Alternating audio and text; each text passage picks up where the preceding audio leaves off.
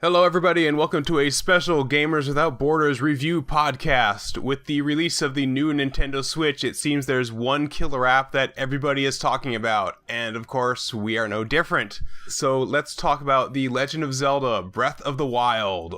With me is my co-host, my friend from across this pond, Oi from Oymon Gaming here on YouTube. Hi guys, how you doing? So, what are your initial thoughts on Breath of the Wild? Really surprising, ultimately really good fun. This is one of the few games that I think actually lived up to the hype that was surrounding it, and there was a lot of hype surrounding this game. Oh, yeah, I mean, there was nothing but hype about this game, really, when you think about it, because... And, yeah, this was something that we really did not expect to see from Nintendo. It was something that we had both been talking about, and we thought it would be really cool if Nintendo had taken some clues from it. We had no idea that they would actually do it. Yeah, a lot of people called it Zelda Scrolls. Yeah, I made that joke, the Zelda Scrolls Skyrule. Yeah, Zelda Scrolls Skyrule. Yeah, that works. Which is actually a very apt description because it takes so many clues from things like the Bethesda games, and I think they actually talked with a lot of the people at Bethesda for just how to design an open world game like this. Yeah, which is kind of cool, but it's also not a Bethesda game. Like, you can tell when you're playing it is a Nintendo game. It is definitely Zelda. It's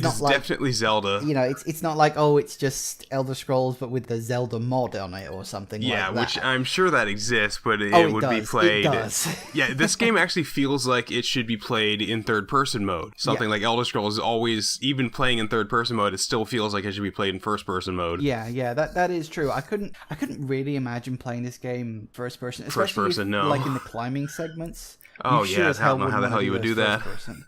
Ooh, no, that wouldn't be fun. I've been more impressed by this than I was with Fallout 4, I would say. I was very impressed with Fallout 4. I really liked that game, but this is just... Yeah. I think there was fewer expectations for this because you knew kind of what to expect going into Fallout 4. Yeah, it was just more of Fallout 3. With Breath of the Wild, there's really no precedent for this in the Legend of Zelda series. Yeah, which I think is the great thing, because they were working on this for 8 years, something like that. I would imagine, yeah. Which is a longer development cycle than even Bethesda games have. Like, Bethesda games tend to come out every, 4 or 5 years, something like that? More or less, and they have, like, a couple of different studios, don't they? Yeah, and it's like, when they stop working on one game, they switch over to the other, and they're sort of hopping between Fallout and Elder Scrolls at the moment, and they've also got the Elder Scrolls Online, so they're jumping around with all these games, whereas Zelda... It's been in development for 8 years, and you can kind of tell this is a massively well-crafted there's so much care in this game. It's like when you start out the game and you just look around and you realize everywhere you see you can go to, which is not really completely unheard of. There, like, again, stuff like Elder Scrolls and Fallout and even things like The Witcher, other open world games like that they do that, but in this game it just feels like a massive world. That first moment where you exit out of the sort of first cave that you wake up in, minor spoiler alert for the record. There will be minor spoilers. It's the start of the game. It's like a minute into the game. It's literally the very beginning of the game, so it's not spoiling much. And you look around, and we knew this game was going to be big because we'd seen like the comparisons and people had shown off the map from previews and things like that. But the sheer breadth of the game is actually stupefying. The starting area, was it called like Hyrule Plateau? Yeah, it's the plateau, I think. The starting area, Hyrule Plateau, is the size of Hyrule Field from Ocarina of Time. Yeah, roughly. It might even be a bit bigger than that. I think it's bigger than that. I think it's the size of Ocarina of Time. Yeah, and then people talk about how big and mind-blowing the world of Ocarina of Time is. That's like a eighth of the size. No, not even that. Like, it's like a 12th of the size of the game. It's freaking massive.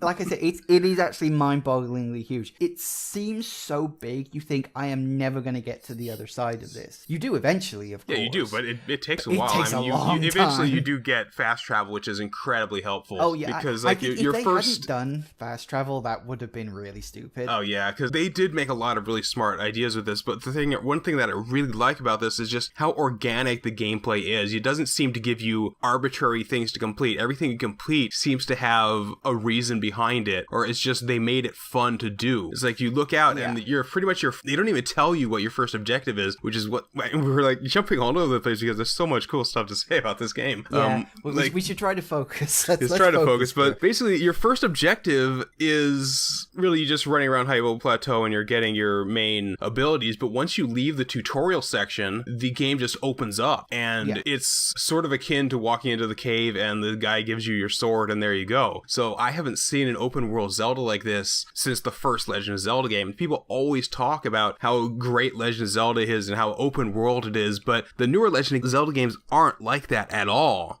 In like so many of them, you have to go in a structured order. You go from level 1 to level 2 to level 3, and stuff will happen out in the world that you have to do in order. So it claims to be open world, but it's not. It's just not point A to point B. Well, it is, but then point A and point B are in different places on the map. It's just not a linear map. Yeah, I mean, but it's still you're going from here to here to here to here. But it's sort of open world in the sense that but it's the folded. world becomes open as you progress through the game. Like, you know, if you play, you know, one of the other Zelda games, you start off in a small bit and you can't leave that until you've passed a certain point. You know, you've got a certain item, or, you know, you've completed a certain plot objective. Like, you go to a certain dungeon and you unlock, say, the boomerang lets you cut these vines that are blocking your path from continuing, or you get the bombs, which lets you destroy these boulders, which prevents you from continuing. But then, with this game, it gives you your items, and those are going to be your tool set for the rest of the game, and you get those in, like, the first hour, 2 hours of gameplay. I mean, we call it the tutorial. It's more just, like, the starting area. Yeah, the starting area. It's sort of it gives you a nice sort of easy sealed off part of the map to sort of get to grips with how this game works.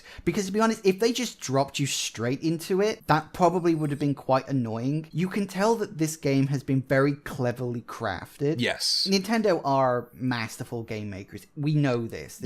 Because everything they do in the game, they try to make it fun. Because even when your weapon breaks, that's usually not a fun thing, but even when your weapon breaks, you get excited about because you get this big burst of flash, you get this big cloud, and it deals additional damage. Yeah, which gives you that moment of breathing space for you to equip the next one. Yeah, usually, exactly. Anyway, and even with when a game can make it so that even when your weapons break, it's fun, you know they're doing something right. And it is funny because you go on about weapon durability, and I know this was a bugbear for a lot of people. Yeah, like, oh, weapon durability. Yeah. Even I really wasn't. Yeah, a lot of I've read somebody who said, "Is the weapon durability? If there's weapon durability in this, I really don't want to play the game." It's like, no, it's really not as bad as you think. It's not as bad as you think. I will say the weapon durability is probably where the game has one of its minor weaknesses, and you sort of mentioned this as well when we were sort of chatting about this earlier, is that the game, it doesn't show like a weapon stamina bar. Yeah, it doesn't tell you how much durability your weapon has. It gives you 3 notifications. 1 if the weapon is brand new, 1 if the weapon has been used at all, and 1 if the weapon is about to break. That's it. Yeah. It works. It's not bad, but like just having a little better. You stamina gauge or something might have been nicer. Yeah. Maybe they didn't want to go into too much detail on that front. Maybe they didn't think it was necessary. You do get, like, if you're using a weapon that's about to break, you do get like an on-screen pop-up that says. And it even tells you when you switch to the weapon that's about to break. If it'll tell you again, the weapon you're using is about to break. Yeah, so it's not like it makes it inconvenient. It would be nice if you had like a little bar or some form of.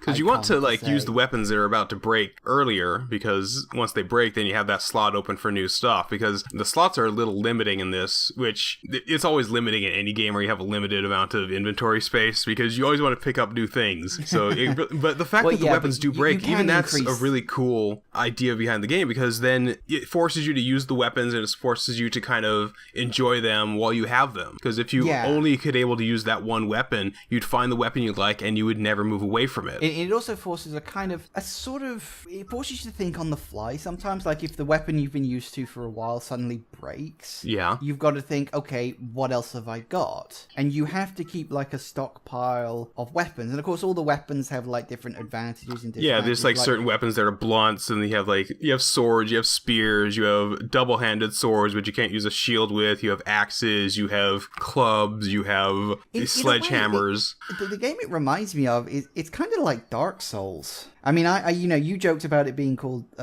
Zelda Scrolls. You joked about it being called Zelda Souls.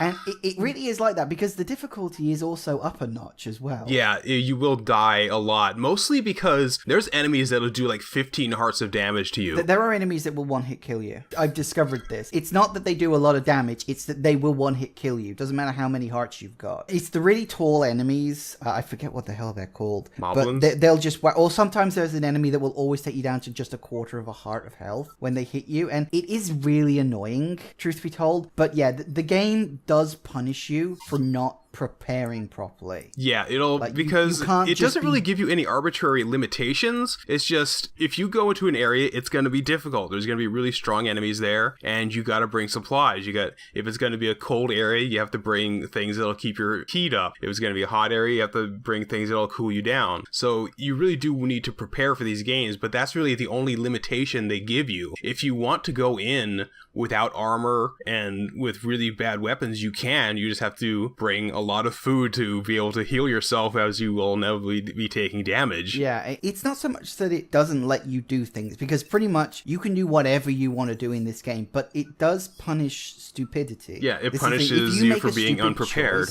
Yeah, exactly. But it's not like unfair. If you die, you think, okay, I was the one who fucked up there. Yeah, I shouldn't have run into that guy when he was flanked by 3 other enemies. Yeah, exactly. And, it is very easy, actually, to get completely swamped in bad guys if you're not careful. Yeah. In fact, I remember the first time I died, it was entirely my fault, because I was too close to one of the bombs I'd set off. Right.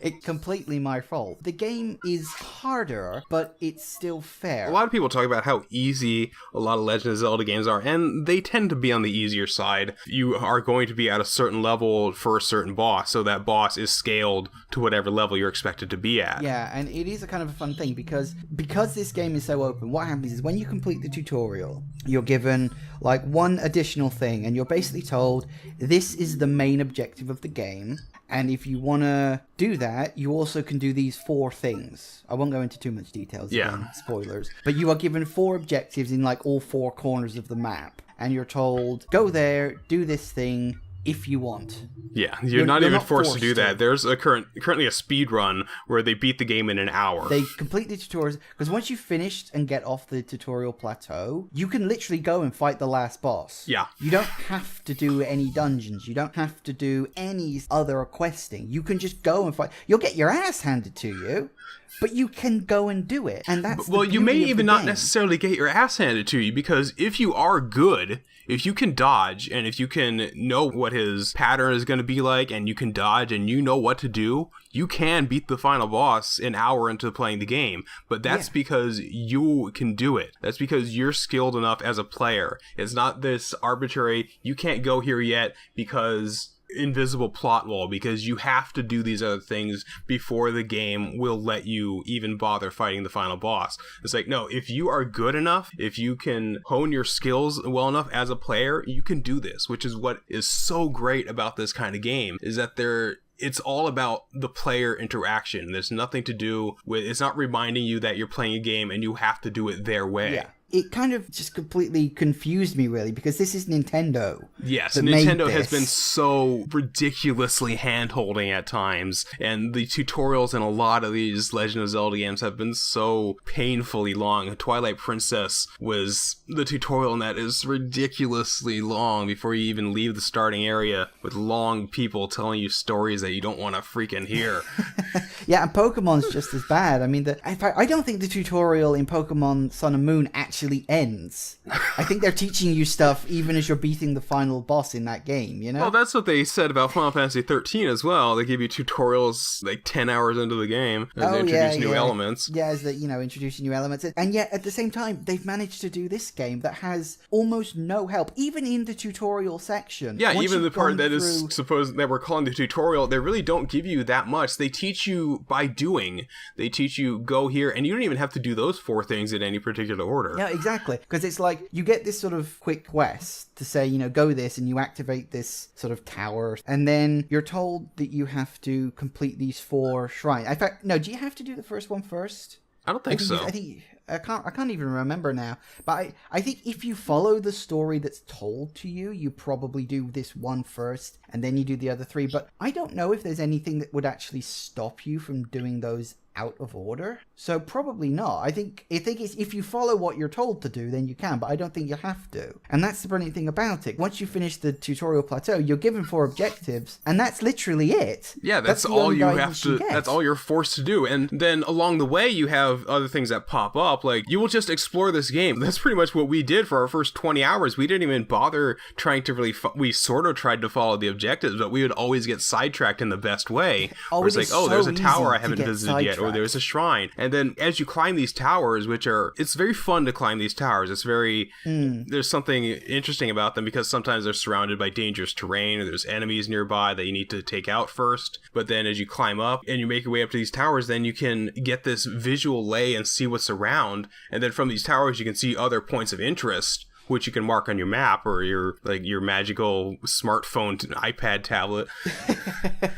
Yeah, it is strange how you kind of have this magitech in this game. Yeah, I love it. It is very much like if you ever seen Atlantis: Lost Empire. Oh, I saw that years ago. But yes, I think I remember the kind of thing you're on about. It does actually. Yeah, thinking about it, you're right. It is a bit like that. Yeah, but the world itself is absolutely, like, any kind of terrain is in this. You've got deserts, you've got ice cold mountains, you've got places where it's always forests, raining. you got baobab trees, you got really dense forests. You even have like I want to say the Forest of Illusion, but that's Super Mario Brothers, the Lost Woods, where if you go the wrong way, you get teleported out.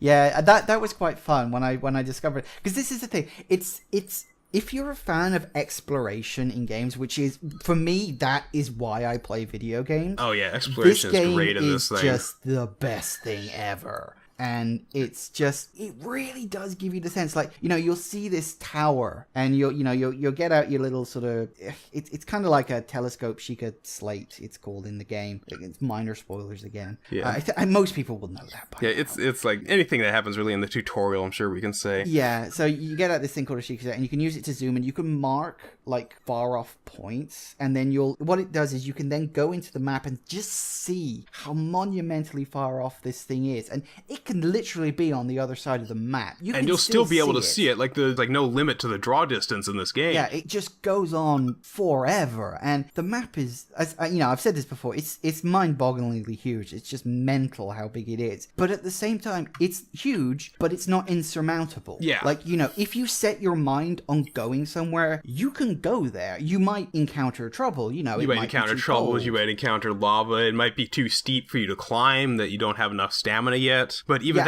you can cook food that'll restore your stamina, or you can get additional stamina. So as long as you prepare, you'll be able to do it. Yeah, and it is kind of fun that there are places you can't get to because you don't have enough stamina, but only if maybe you're approaching it from that direction. If you tried going around to the other side, you might find your going is easier. And because it's like slightly less steep, so there's ways for you to stop and regain your stamina before continuing. The world is just so carefully crafted in that way. Yeah, and it really does show Nintendo's sort of love and attention to detail, which, regardless of their games, they have in all their games. Nintendo... Oh yeah, every time they make sure that their games are top-notch made. Like any of the Mario games, even if you're not a fan of the Mario stuff, you really can't go wrong with any of the Mario games because they're just so well crafted. Yeah, this game is Nintendo at their absolute peak, I think. I don't think I've played a Nintendo game that's been this good for a long time. I'm actually struggling to think when was the last time I played a game that felt this finely crafted. I mean, they a lot of the other games that are like supposedly Nintendo games weren't actually made by Nintendo. I don't even know if this was outsourced to a secondary studio. I'm pretty sure this was Nintendo R&D though. Yeah, I'm pretty sure it was just flat up Nintendo. I mean, like I said, it took them 8 years to make it, and you can see that they spent that 8 years well. Yes. Yeah, it's an amazing game, and I'll be honest with you, I think it has supplanted, for me at least, Twilight Princess as my favorite Zelda game. I used to love Twilight Princess. The one thing I will say this game doesn't really have as much as Twilight Princess has is memorable characters. Yeah, well, they have memorable races. They have memorable encounters and things. Like I kind of like the Zora Prince. He was nice. Yeah, he was all right. They tried to characterize Zelda quite differently in this. Like, I don't know how many of cutscenes involving her you've seen, but they do portray her as very weird. I'm not 100% sold on the voice actor. Oh yeah, there are voice actors in this game. Yeah. Link doesn't have a voice actor yet, though. No, that is really weird. It's weird that all the major characters have voice actors, except Link, which, I don't know, it doesn't quite fit. Like, every time he should be saying something, he just stands there silently, and they say, "Oh, your silence speaks volumes." Like, no, it fucking doesn't.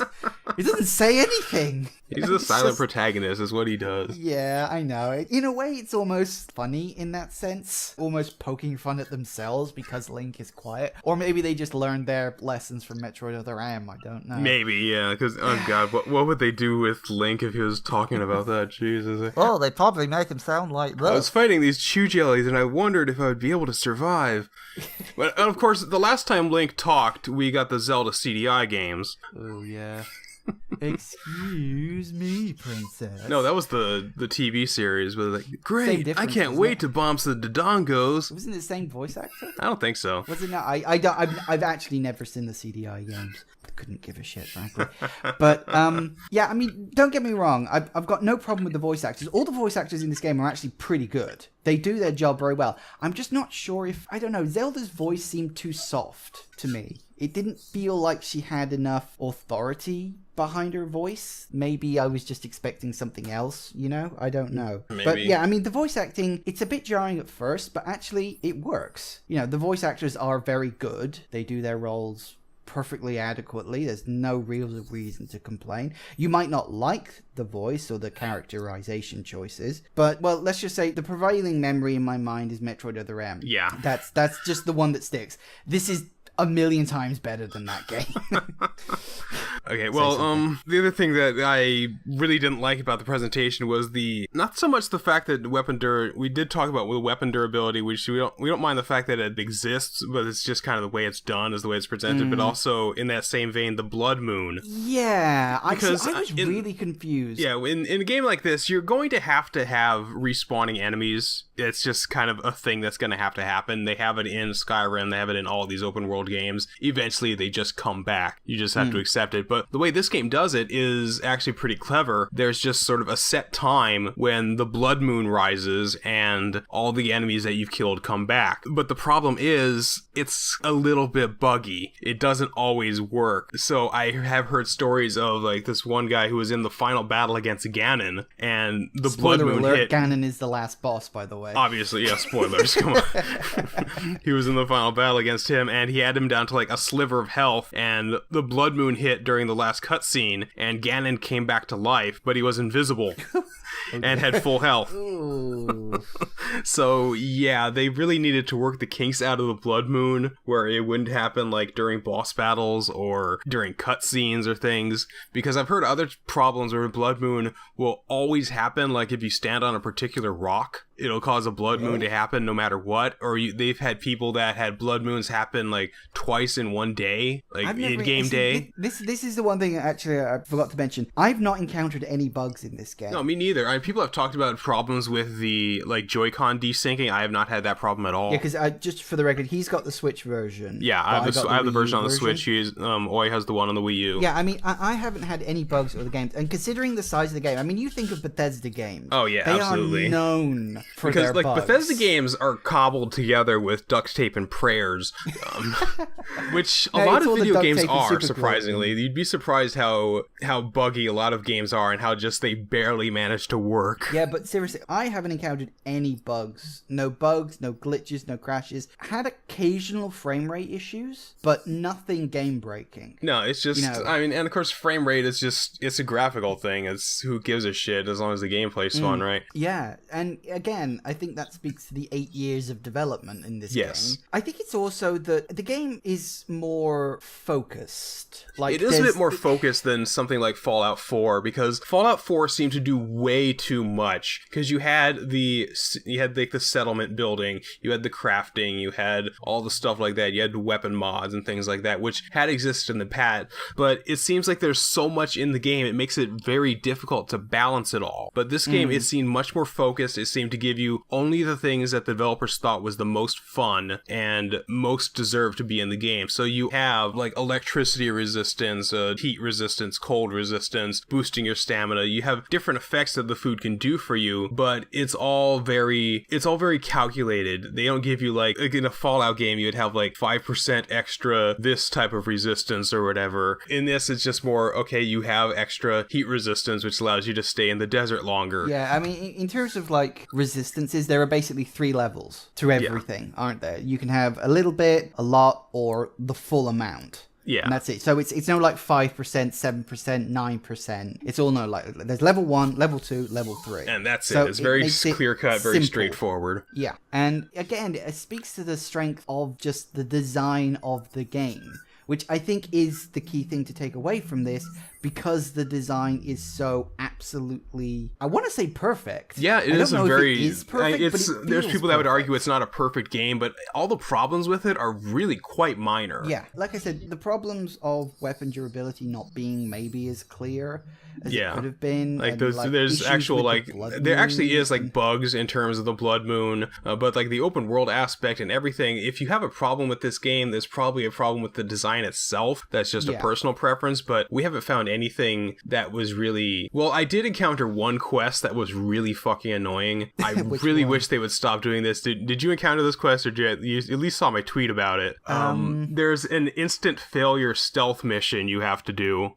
Oh, is this the one in the forest? Yes, where you have to, I have done that. You have to follow this character without him seeing you, and he is the slowest goddamn creature. And then there's points where he'll get scared. He's also really fucking hard to see, because he's really small and he's hiding in long grass. Yeah, and then there's like a time where he'll get scared and turn around, so of course if you're following him at that time, he'll see you. And then, I don't know if this happened to you, but I got all the way to the end, and then he was just standing there dancing. So I'm like, okay, can I talk to him yet? Do I still need to not let him see me? So I snuck past him, and I just went into the shrine, and I did the shrine, and then when I came out, he was gone. So I had to do the quest again. No, as it happened, I worked out that was the end of the quest, and so I went to talk to him. Let me get you searched online. So that's kind of your oversight, really, than the development. No, that is a problem. That was your stupidity. That is also a problem with the development, because this whole time you're told not to let him see you, and then at the end you're given no indication that that you're allowed to let him see you now. Yeah, well, that's fair. But I mean, to be honest, let's be honest. How many quests are there in this game? Couple hundred, maybe. Yeah, a couple of hundred, probably. If you count each of the shrines, yeah. I think one annoying quest, that's a pretty good hit ratio. Let's be honest. Well, one annoying quest so far, but you've done more quests than me. I probably have about 40 hours in the game. I probably have more than that, because I got the game like a day before you did. Yeah. So I managed to get it on launch day by a pure miracle. You went to like 4 different stores, I think. It was actually close to 8 different stores. Geez. And I got it in literally what was the last possible store. And I got like one of 4 left copies. That was it. It was literally, if I'd have been like half an hour later, I probably wouldn't have picked it up, and I would have been really annoyed. Well, in my case, I ordered it online, and Amazon was having trouble. They were not able to ship the things out in time, so I ended up getting it Saturday instead of Friday. And they did refund the extra money I paid for 2-day shipping, so. Well, that was nice. You know, aside from some minor issues and maybe some quests that were more annoying than they could have been, I will say about the shrines and the trials, because the shrines are very fun. I like doing the shrines a lot. Yeah, you know, I really got a Portal vibe from yes, them. I did get that too. They feel too. like test chambers, tiny little test chambers, and they're small, but they're really. I like how open-ended the puzzles are, because even in something like Portal, it's like you have to put the thing here in order to do that, and you just kind of look around to see where you can do it. But with this, it gives you very open-ended things, and I managed to get unintended solutions. I remember you probably saw saw when I was posting on Twitter. There's a part where you have to like move metal crates to complete these circuits, but you can also just drop metal weapons on the ground and complete the circuits that way. That probably wasn't like planned. They probably didn't think of that. They probably just like, oh, with the metal weapons, they should conduct electricity, but no one will think of that. And it's probably an unintended sort of side effect of like metal stuff. Because the metal, you have to be very careful with metal stuff. Yeah, which is another kind of impressive thing about this game. Yeah, so if you're using like a metal weapon on something that conducts electricity, you will get zapped. And you can actually get struck by lightning during a thunderstorm. By lightning. And like, if you've got metal stuff around you, or if you're near the water, the lightning will actually flicker on the water before it strikes. I don't know if you've seen that. And it's really great because it kills all the fish in the area. So then you can just nip in the water and grab them all. And then I like doing that with my bombs. Fish. It's the only game I've seen that lets you fish with dynamite.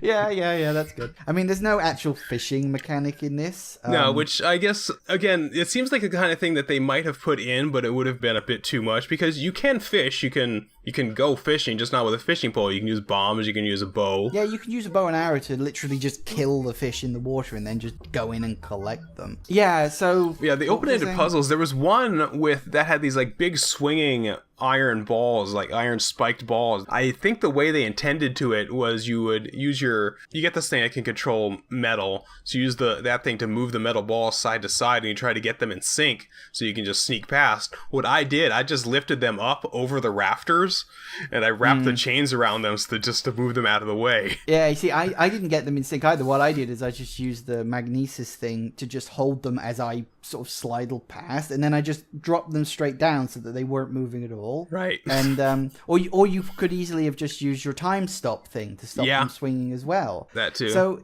you know, the game does give you options. And it's really like great. It's not like you have to do it this way. It's just like, here's the way you have to go, and here's some obstacles that'll stop you from doing that, and like, do it, bitch. One thing I do have to point out about the shrines, you know, you get that little control device that allows you to like adjust and rotate certain sections of the trial. I'm assuming you've encountered those. Yes, I've encountered some of those. Does the thing have a gyroscope on the Switch? The yes. Switch. Yes, and you have to use the gyroscope, don't you? Yes. Yeah, that's annoying, because if you go into the options, you can not use the gyroscope for aiming with the bow and arrow. Which I actually like using, because it allows you to kind of fine-tune it. I never really liked using the gyroscope. But this is the thing, if you don't like using the gyroscope, you don't have to use it for the bow and arrow, you don't have to use it for anything, but you are required to use it for these puzzles. And it's just like, couldn't you have just tied it to the analog stick so we can just flip and rotate rather than having to, you know, cross your arms and hold the thing upside down? Yeah, there was another gyroscope puzzle, the very first one I encountered actually, which was the one weird. With the ball in the maze. The ball in the maze. I just flipped the maze upside down. Yeah, I did that too.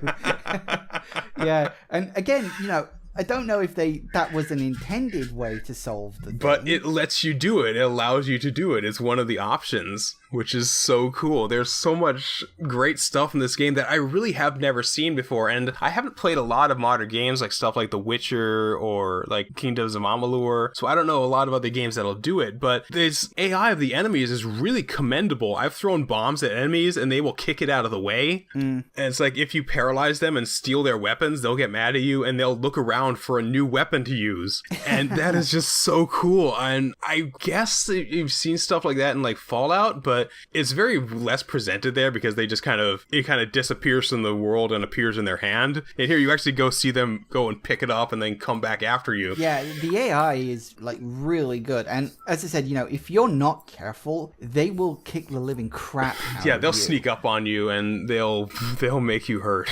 Oh yeah, like big time. Well, I'm trying to think of what else to talk about. Yeah, we've just been raving about this game for 40 minutes, so yeah, it's pretty good. I mean, yeah. All in all, this is definitely a recommended game. Even if you're not sure if you like Zelda games, you might want to give it a go, because it is a truly commendable open world game. Oh yeah, I think this game would have sold really well even if it wasn't part of the Legend of Zelda franchise.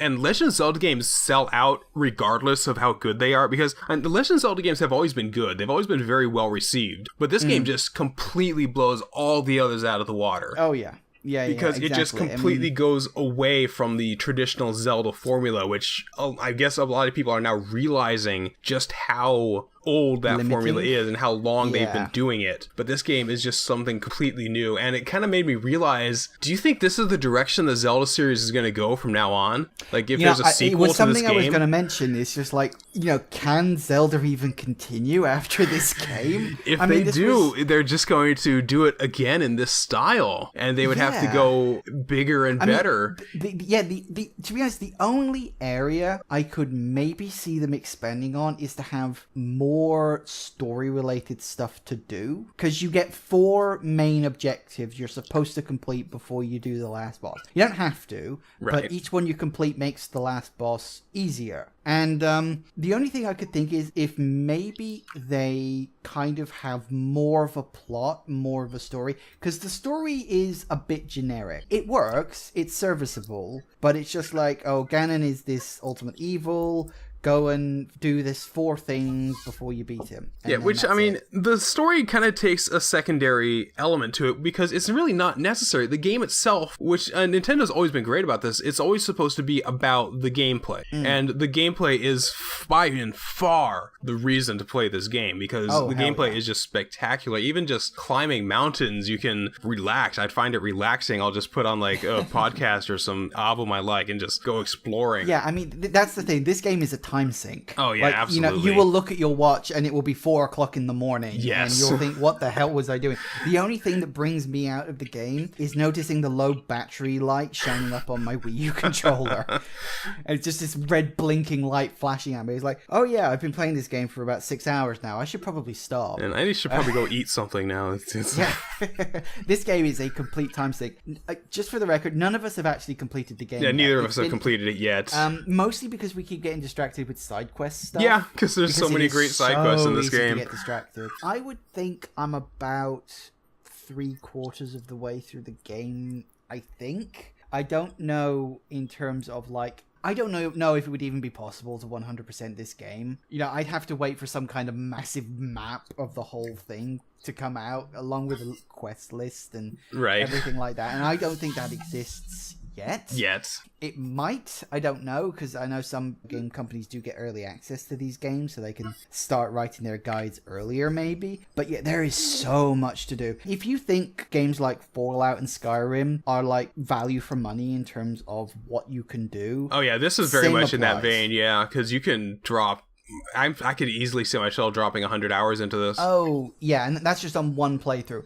Which does actually remind me, apparently it is an issue that some people have been bringing up. There is only one save file. Well, at least on the Switch, you can start a different file with a different user. Yeah, I don't think you can do that in the Wii version, or the Wii U version, I should say. To be honest, I haven't tried to play a new game, so I don't know exactly how it works, but I have heard that most people only have like one save file, which is an issue. Yeah, because like stuff like Fallout, Skyrim, you do have kind of an infinite number of saves and the way this game works is it handles it very similar to that, because you have like this laundry list of saves and auto saves in the list. Yeah, I mean, saving itself is really easy, because you just you go into your menu, you go to the system thing, you select save, and that's it. It's nice. And it will also autosave at various points. So when you complete a shrine, when you arrive in a new town, or just like after like 5 minutes of adventuring. Yeah, the autosave is it's pretty forgiving. Sometimes you'll think, oh God, I've got to do all that again, but that's quite rare. Yeah. To be honest, the autosave is pretty forgiving in this game. It's usually like whenever you approach a set of bad guys or something, you'll usually have an autosave somewhere nearby. Of course, you can just make a manual one yourself. And you're right, it does have a huge list. I don't know how many it actually keeps. I haven't really looked at that in any detail. But for the record, if you're like the kind of person that shares a console with siblings... Yeah, you have to make sure that they're signed into their own user account. Yeah, which I don't know if that's a thing on the Wii U. Actually, did they have... It should be. I'm pretty sure it is, yeah. I can't remember. I'm the only one who uses the Wii U in the house, so... Yeah, exactly. I believe at the top left corner you can change whoever's logged into it. Well, that might be okay then. Well, there you go. So, yeah, just keep that in mind if you go and buy the game, that it only allows for one sort of save file per user profile. So that's just sort of worth mentioning. So I mentioned that. The other thing what do you think the DLC is going to be? Did they say there's going to be DLC? There will be 2 DLC packs. Oh, wow. Oh, yeah, I did. I did hear about that, yeah. The first DLC pack contains the Cave of Trials, which, is a kind of... I don't know if it would be like a boss rush kind of thing. And did they say there's like a hard mode? And there's a hard mode, which is odd thing to include as DLC. And some people wanted this game to be even harder. Yeah, apparently. I mean, like I said, the difficulty isn't brutal, but it can be a little it's more about the difficulty again. It's more you die more due to ignorance than to lack of skill. Ignorance or stupidity. Ignorance or hubris. Yeah. But yeah, so there will be a hard mode for the game. Christ only knows how that will fucking work. Because you don't get heart drops. No, the only way to get your hearts back is to eat food, which is, again, a very organic way to do it. Yeah. So yeah, you get the Cave of Trials, you get hard mode, and it's simply what's referred to as additional map features. Map features. So basically something's going to show up in the map somewhere. I don't know how that'll work. The second DLC pack... Oh god, I need to see if I can remember this. I think there's, again, more map features. Some sort of standalone story mode. So probably maybe like a different continent or something, or just like a different area, like a different I'm thinking instance. And wondering if maybe you play...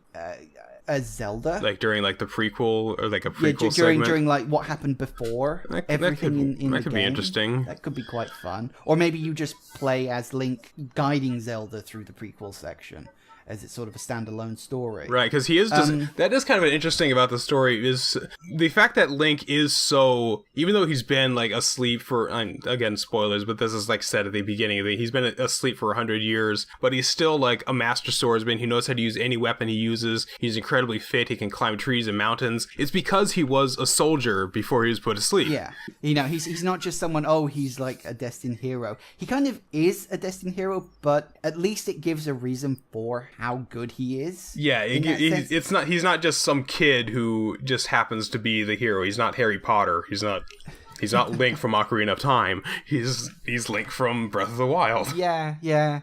Which, of course, I mean, again, this is sort of a topic we've talked about sort of casually, is where the hell this thing's supposed to be set in the Zelda timeline. Which, I've always said that Zelda really has no timeline except for the games that are direct sequels. I've just said that these are the Legends of Zelda. It's like if you tried to compare Hercules, the Legendary Journeys, to Disney's Hercules and say, where do they fit into the timeline with each other? Yeah. It's just a different interpretation of the same legend. A boy named Link that destroyed a creature named Ganon and saved the Princess Zelda. That's the plot of every one, but it's told in so many different ways. Yeah.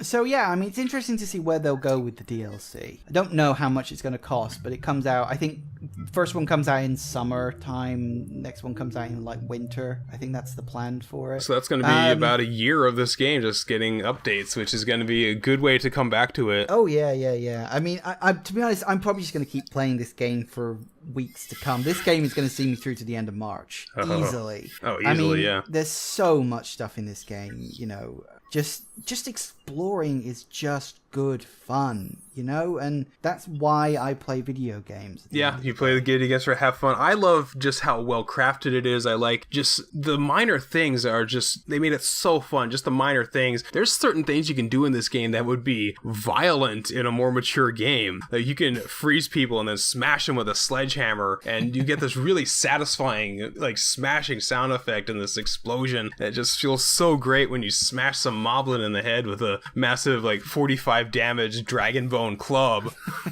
Yeah, the game is very satisfying, especially when, like, if you've been trying to do something for a while and you had to, like, stop because maybe you didn't quite have enough stuff, like you didn't have cold resistant clothes because you were trying to climb this mountain or something, and then you come back to it later when you're better prepared and you conquer that problem that you had. That's where this game, like, really, really shines. And it's just, there's so much to do. I mean, I don't even know how many more hours I'm going to sink into this. It's just ridiculous, frankly. Yeah, so we cannot recommend this game more. If any of what we're talking about surprises you, if you were on the fence before, this game, it lives up to and surpasses its hype in every one of the best possible ways. Yeah, and it's just, hopefully this is like a brand new dawn for the Zelda series, and maybe even for Nintendo games in general. I both of us would absolutely freaking love. You know exactly where I'm going with this. Metroid in this style. Oh yeah, this would be fucking amazing. Metroid game like this would be so fun. It would probably play very different. It would it would be very much like Elder Scrolls, and Metroid would be more like Fallout because you have the gunplay and everything. That's entirely possible. I mean, I don't know. It would depend on if they decided to completely destroy the Metroidvania style or not. Like, because they have destroyed it with this Zelda game, because there are no item pickup. Once you get through the tutorial, you get all your items in the tutorial. That's it. That's pretty much the equipment you get. Well, you get one more, but yeah. Well, yeah, you do get one more, but to be honest, that's kind of a miscellaneous thing. Yeah. You know, that's not massively important. The only other equipment you do get like new weapons, shields, bow and arrows, and clothes. Yeah, which help you survive easier. But again, they're all optional. Again, all those things are optional, which again leads me back into how open world the original Legend of Zelda was, the one for the NES. And it is one of my favorites in the series because I think it's one of the NES games that has aged the best of all the NES games, because just in terms of how big the scope was. And back then you could go to like pretty much any of the 8 levels first. There were certain ones that you needed a particular item to get through, but for the most part you could start off at level 3, start off at level 4, and you could do them in really any order. And that's what true open world gameplay is like. And I know you probably heard about this, is that they designed a version of Breath of the Wild that used the original Legend of Zelda sprites. Yes, I saw that. I would have freaking loved to play that version, but apparently it's not going to be released. I'd love that as a DLC. I would pay money to play that as like a DLC for Breath of the Wild. That would be amazing, wouldn't it? Oh yeah, that'd be great. But apparently we're not going to get that. Maybe if there's like enough fan demand, they might do something with it. But maybe. I don't hold your breath for that. Yeah, I guess that does it for our review podcast. Otherwise, we're just going to keep repeating ourselves here, because we could gush about this game for hours, just about how amazing it is.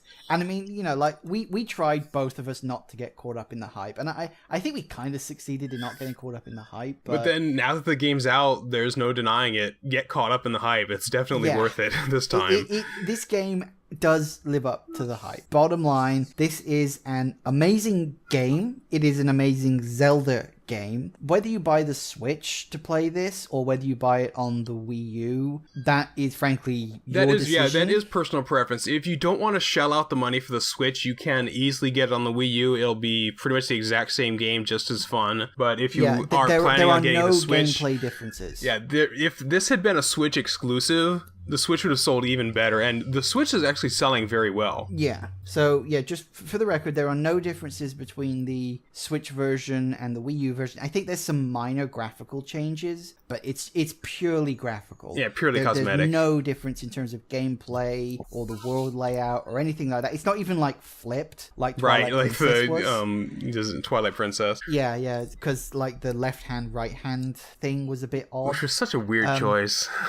Yeah, it was actually weird when I played Twilight Princess HD on the Wii U, because I was used to the Wii version, which is flipped, unlike the GameCube version, which is traditional. Of course, the HD version on the Wii U isn't flipped. It goes back to the original GameCube style. So for me, the map was backwards, and I was very confused for the first couple of sessions playing on that. But I got it in the end. But so yeah, there is no difference between the Wii U version and the Switch version. So which version you buy really comes down to personal preference. You know, Link is right-handed in this game, isn't he? Yeah, he's right-handed in this game. Ever since, because he was right-handed in Skyward Sword as well. Okay, yeah, because they kind of had to have him right-handed because of the Wii Motion Plus, which is odd because they don't use motion controls for the sword in this one. Thank God. I'll be honest, I played Skyward Sword. The motion controls are okay, but because there's like half a second delay between what you do and what Link does, it takes a long time to get used to it. Like, a really long time. The game itself was great, and it's kind of weird because you can almost see going from Twilight Princess to Skyward Sword to Breath of the Wild. You can see sort of a progression there. The progression, because a lot of the elements in Breath of the Wild were in Skyward Sword. With the enemies that you have to, like, parry or, like, have to get around their shield and stuff. Yeah, things like that. And so you can kind of see that they were sort of experimenting with Skyward Sword, but maybe they were scared of changing it too much, and then they just went all out with Breath of the Wild, just like, oh fuck it, let's just go all out for this. And yeah, it ended up being the amazing game it is. So yeah. That'll do it for this review we've podcast. Been prattling on for nearly if you want an to plug hour your now, channel, go ahead. We keep getting distracted. This podcast has been a bit like playing the game. You get distracted. Well, let's finish up. Oh wait, look. Oh yeah. There's this to talk about as well. So yeah, you should really play this unless you for some reason don't like open world sort of sandbox games. Yeah, which I can totally understand. I know there's a lot of people that don't like those kind of things, that like them to be more structured, more linear. Which again, if you want a more linear game, again, this game really isn't for you. But I know there's a lot of people who do love open world stuff. Yeah, I think open world tends to be a very popular choice these days. I mean, most games are going open world, aren't they? I mean, even like first-person shooter games, like you look at those Tom Clancy games, they're starting to end up open world now, because you got that one that's just come out recently. I'm pretty sure that's open world. Right. Far Cry ended up going open world. So like, everything seems to be going open world in some respects. So I get the feeling that if you're not a fan of open world games, you're very soon going to be rather limited in what you can play. Well, there's also something to be said, because we're really getting off the topic now, but when you're designing games, there's something to be said for a game that does follow a defined storyline and a linear progression, because there does seem to be a lot of care in that as well. So it's just two very different styles of game design. So there's not really a right or wrong way of doing it. It's just personal preference, and then there's a right and wrong way of doing each particular type, but there's not like one choice isn't the better choice over the other. Oh yeah, totally agreed. I mean, there's nothing wrong with a linear game. There's nothing wrong with open world games. Yeah, in fact, you know what? Let's just end it there, because we literally have been talking for an hour. Yeah. Okay. So they can find you where? If you go to, in fact, you can go to Google and search for Oymon, Oymon, and my YouTube channel is the first one that pops up. Or there's probably going to be a link in the description as well. Yep, down below. So everybody, take care. And we are going to get back to playing Breath of the Wild. Oh, yeah. Oh, yes. Yes, please. Bye-bye, everybody. Thank you for watching, everyone. Bye.